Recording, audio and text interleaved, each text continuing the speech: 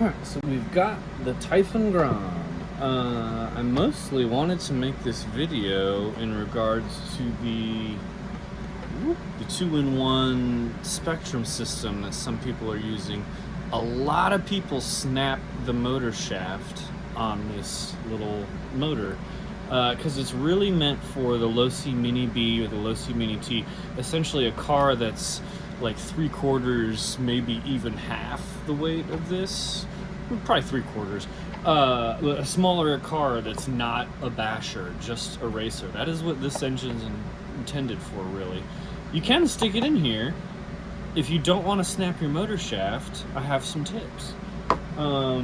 Firstly being, in the manual of that box is this great little, in the box is the manual, and there's this great little chart, and this has all the default settings. Well, this is great for a little tiny lightweight car that has no weight behind it, but for the Typhon Grom, you got to turn some of this stuff down. Mainly, I started with the start mode, setting 4. I changed it to level 1. My max brake force, I turned down to 50%, and my punch, I turned down to level 1. And you're thinking, oh no, so your car is really slow and boring. Well, no, it's incredibly fast, and it has a ton of torque, and it just spins the wheels everywhere if you drive it crazily. So turning this down will save your motor, and you're not going to be limiting your fun or your speed or anything like that.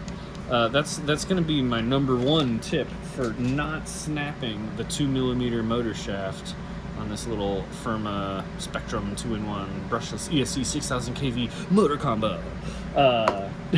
I've used it for, I want to say, 2 weeks, at least twice a day.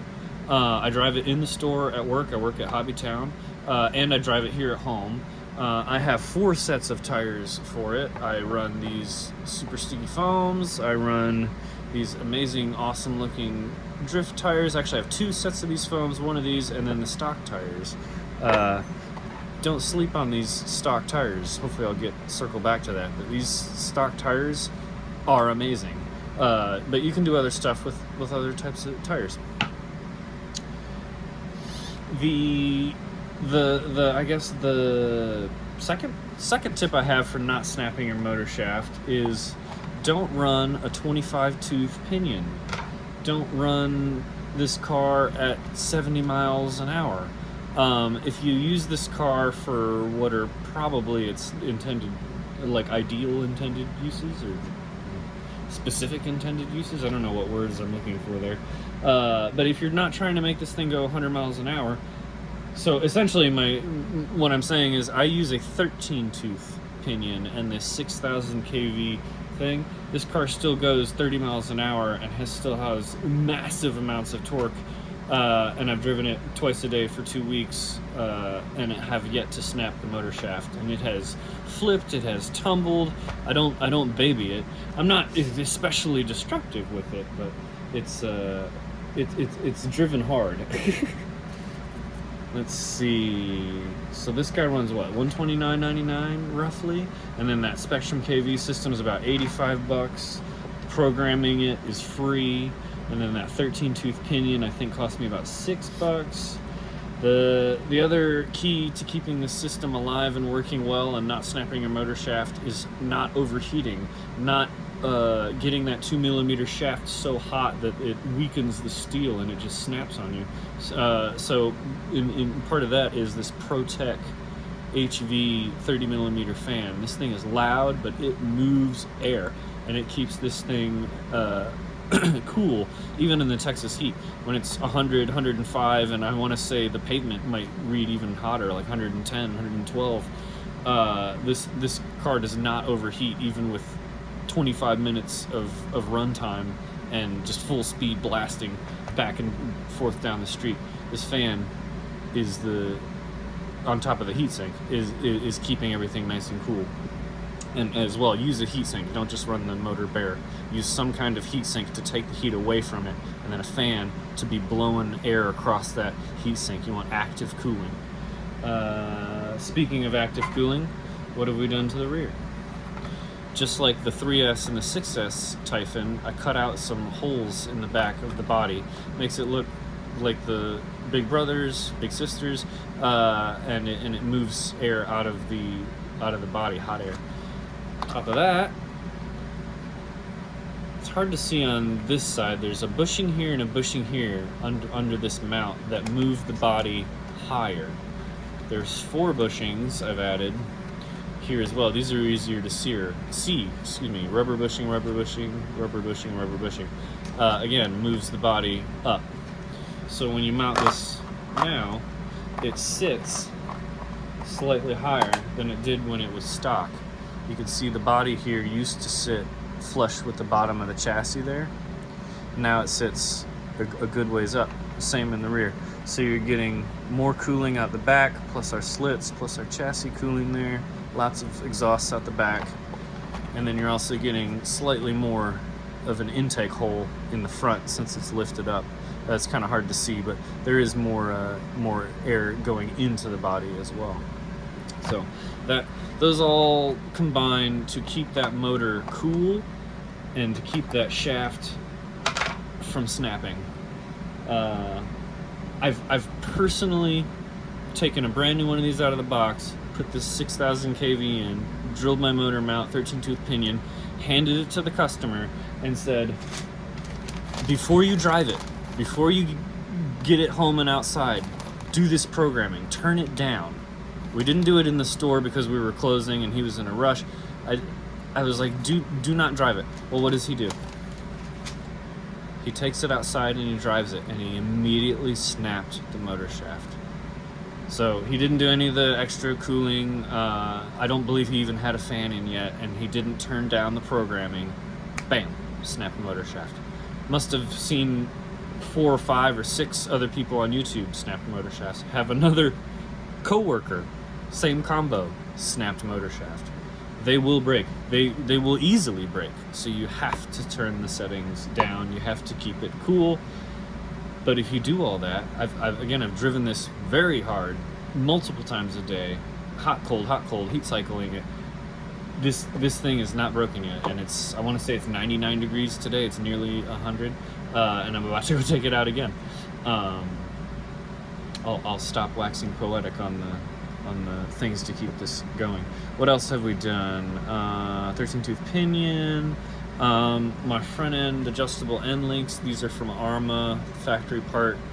They were about $13. These help you get tow out in the front. If you want this car to go straight at high speeds, you got to tow in the rear, tow out the front. It's not really adjustable from the factory, so you get those little end links in there. And then what else? We looked at the tires. We already looked at the tires. The V2, the diffs. There's 3 different diffs for this car. The factory ones with the plastic gears, the factory ones with the metal gears, the V2s, and the factory ones with the metal drive cups and the metal gears, the V3s. I want to say the V3s are back ordered even from Arma. They can't get them in production. I don't know why. But the V2s you can find all day long. Well, if you get some V2s, what you want to do, because from the factory, especially after you drive them a lot, it loosen them up. They're super loose. You spin it, and this thing just spins and spins and spins. Same in the rear. Well, if you put some thicker grease in these V2s, not fluid because they're not really fluid tight, but they will hold grease. So put some Lucas Super Sticky grease or something nice and thick in there, and then you get your diffs to where they're not locked, but they're stiffer in the factory, and then that also helps keep this thing going nice and straight and smooth. So grease up your V2 diffs, and that will help keep them protected. Don't add a bunch of aluminum. Don't add a bunch of weight. No aluminum. I guess there was aluminum in these end links. I lied. I added aluminum. Oh dear God. But yeah, no aluminum necessary on 2S power. Probably not even on 3S. Honestly, if you do it right, adding a bunch of aluminum to the driveline makes it harder and more friction and I see all these tolerance issues with parts. People get GPM parts or all these different brand parts, and they're like, oh, it doesn't fit, it doesn't work. It's bad quality control. Like, yep, you don't need it anyways. Let's see, we talked about the bushing. Oh, I was going to circle back to these tires.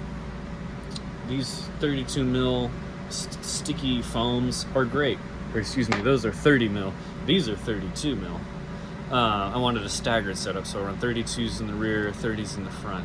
These are nice and sticky, and on a prepped track, these would be great. But just on dry concrete with dust and whatnot, everything on there, they're almost kind of an all-around tire. You can drift with them. You can, if you just go crazy on the throttle, you can go real high speeds. You can do technical driving.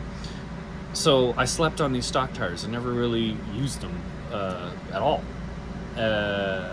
And then also these drift tires, these are like just putting your car on ice. Like, it just slides everywhere. These are great, they look cool, but they're really only good for drifting.